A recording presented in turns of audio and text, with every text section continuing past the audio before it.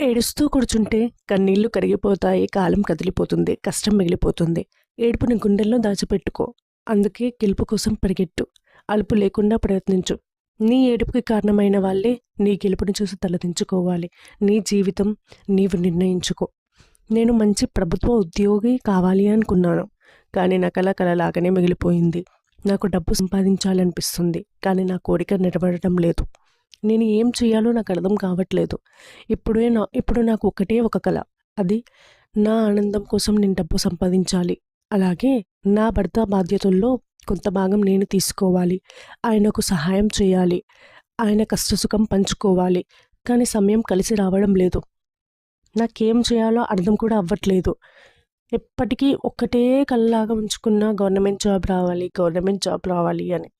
కానీ government job రాలేదు కదా, ప్రైవేట్ కూడా రాలేదు.